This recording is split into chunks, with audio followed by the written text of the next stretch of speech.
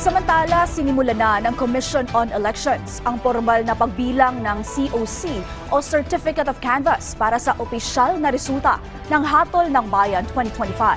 Ang detalye sa balitang pambansa ni Patricia Lopez ng IBC 13 Live. Patricia? Sheila, sa mahigit 80 certificates of canvass na pumasok ngayon sa server ng COMELEC, 13 pa lamang naman dito ang nakakanvas ng National Board of Canvassers. Ngayon nga, kakabalik pa lamang sa session ng NBOC kung saan may 17 pang nakapila na COC na kanilang ikakanvas. Kabilang sa mga nabilang na ang resulta ng botohan ay mula sa local absentee voting, Baguio, Ifugao, Timor-Leste, Singapore, Myanmar, Czech Republic, Japan, Brunei, Cambodia, Chile, North at Latin America.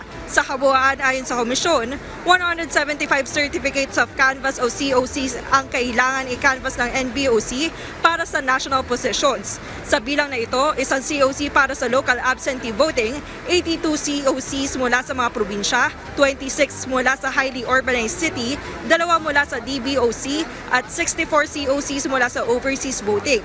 Inaasahan namang ilabas ng National Board of Canvassers ang partial official results ng national positions bukas ng umaga. Kukwentahan pa kasi ng NBOC ang mga na-canvass na COC at saka ito isa sa publiko. Umaasa naman ang COMELEC na makakapag-proclaim na ang mga nanalong senador sa darating na Sabado o kaya naman sa Linggo, habang sa susunod na Linggo naman ang party list.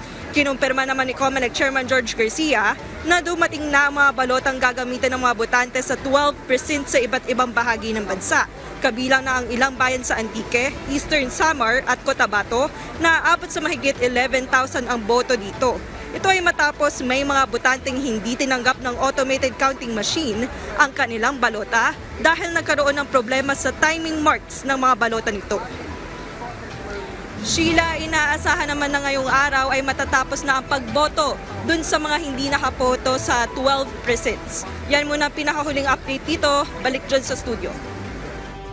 Maraming salamat, Patricia Lopez.